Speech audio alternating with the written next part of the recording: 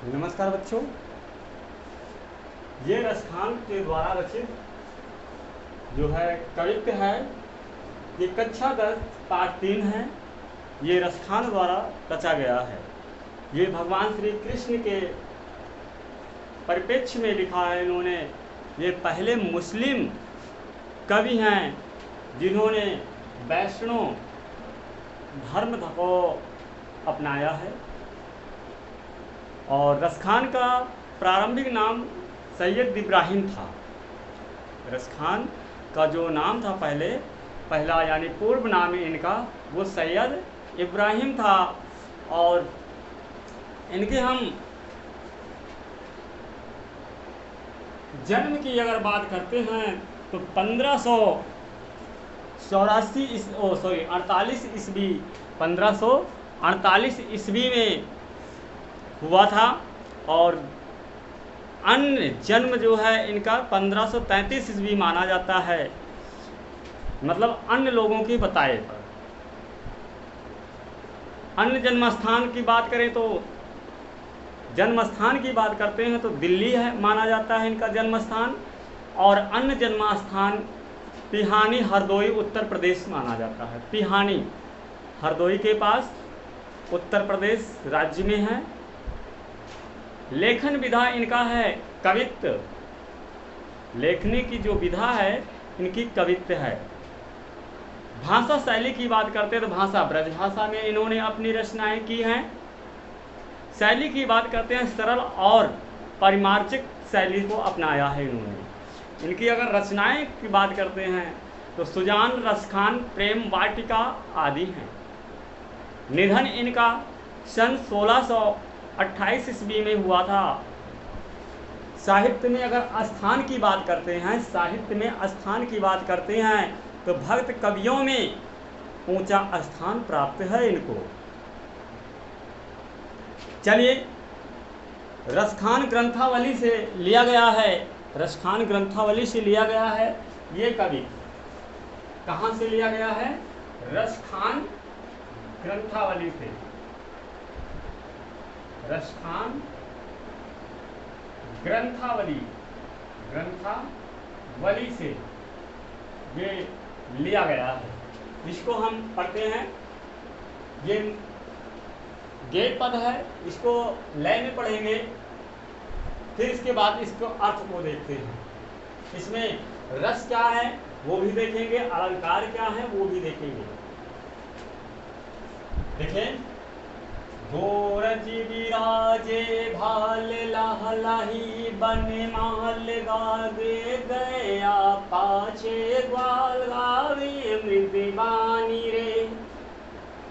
तैसी धुन बांसुरी की मधुर मधुर जैसी बंक चित मणि मंदे मंदे मुस्कानी रे। कदम बिटप के निकट तटनी के तट अट चढ़ चाह पीत पट पहरानी रे। रस बरसावे तन तपन बुझावे नैन प्राणन रिझावे वहयावे रसिखानी रे। कितना बढ़िया कवित्व लिखा है इन्होंने। गोरज विराजे भाल लहलही बन माल आगे गया पाछे ग्वाल गावे मृदवाणी रे। तैसी धुन बांसुरी की मधुर मधुर जैसी बंक चित मणि मंदी मंदी मुस्कानी रे। कदम बिटप के निकट तटनी के तट अट चढ़ी चाह पीत पट पहरानी रे। रस बरसावे तन तपन बुझावे नैन प्राणन रिझावे वहयावे रसिखानी रे। देखिए, गोरज गोरज का मतलब होता है जो है गाय के पांव की धूल। गोरज यानी गोरज का मतलब होता है गाय के पांव की धूल को गोरज कहते हैं। विराजे का मतलब होता है सुशोभित होता है या अच्छा लगता है। सुशोभित।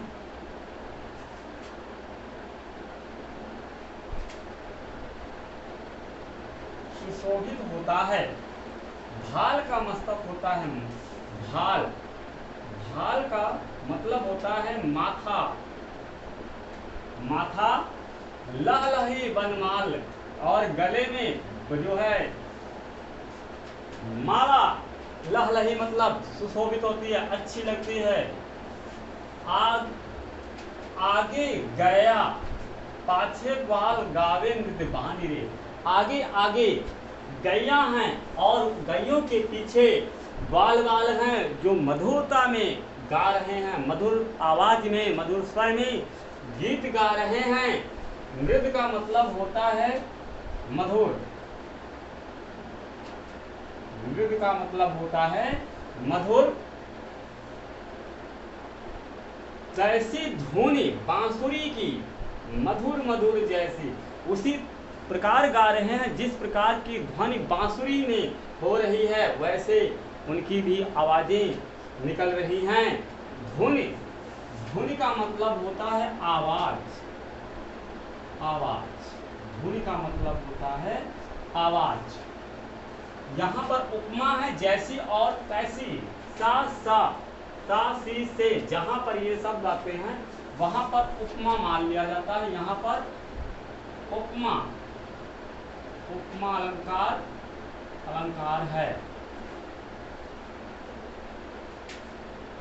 बंक चिति मनि मंदी मंदी मुशिकानी रे। बंक, बंक, बक है बेटा, बक। बक का मतलब होता है बंक ही है। बंक का मतलब है बकुला, बगुला, बगुला, यानी बगुले। बगुले की जैसी उनकी जो है मुस्कान यानी हंसी है। बगुले की जैसी चितवन, चितवन। और मंद मंद का मतलब होता है धीरे धीरे, धीमी धीमी, धीमी धीमी। मंद मंद का मतलब होता है धीमी धीमी जो है उनकी मुस्कान है, हंसी है। कदम, कदम का मतलब होता है कदम के वृक्ष। कदम, कदम का मतलब होता है कदम का वृक्ष। बिटक के निकट, बिटक, बिटक का मतलब होता है वृक्ष। बिटक का मतलब होता है वृक्ष। कदम के वृक्ष के नजदीक तटनी, तटनी का मतलब होता है यमुना। तटनी, तटनी का मतलब होता है यमुना। यमुना। और तट का मतलब होता है किनारा। यमुना के किनारे कदम के वृक्ष के पास यमुना के नदी के तट पर अट चढ़ा। अट, अट का मतलब होता है अटारी। अट का मतलब होता है अटारी। अटारी पर चढ़ना चाहते हैं, चढ़ना। अट चढ़ी यानी अटारी पर चढ़कर चाह पीत पर फहराने रे। पीत का मतलब होता है पीला। पीत का मतलब होता है पीला। और पट का मतलब होता है वस्त्र। वस्त्र यानी पीले रंग का अटारी पर चढ़ जाते हैं और चाह पीत पट फहराने रे। चढ़ अटारी, चढ़ नहीं, अट चढ़, अटा चढ़, अटा चढ़, चाय पीत पट फहरानी रे। यानी अटारी पर चढ़कर जो है ऐसा लगता है कि पीले रंग का वस्त्र जो है फहराना चाहता है। पीले रंग का वस्त्र फहराना चाहता है। रस बरसावे तन तपनि बुझावे नैन, यानी आंखें क्या हैं?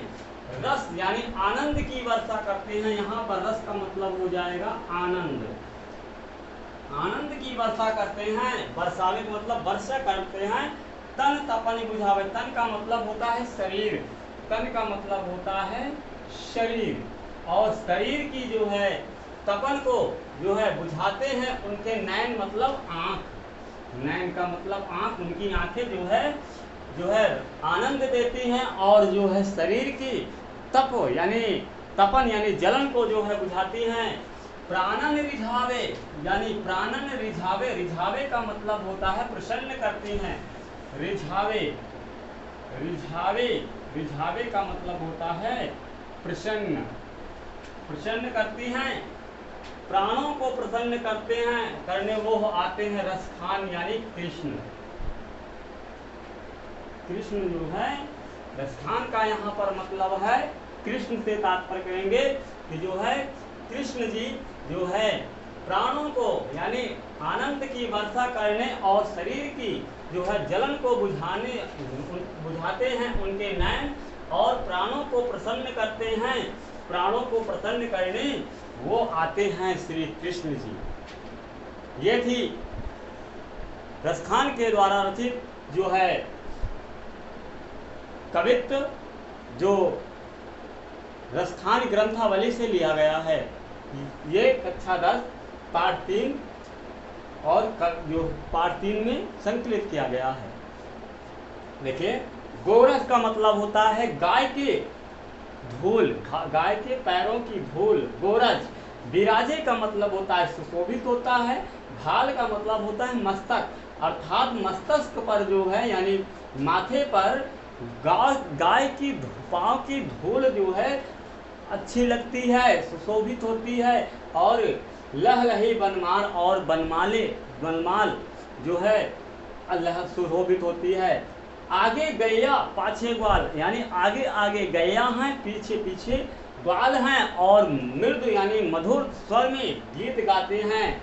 तैसी धुन बांसुरी की मधुर मधुर जैसी, उसी प्रकार गीत गाते हैं जिस प्रकार मधुर जो है स्वर बांसुरी की होती है।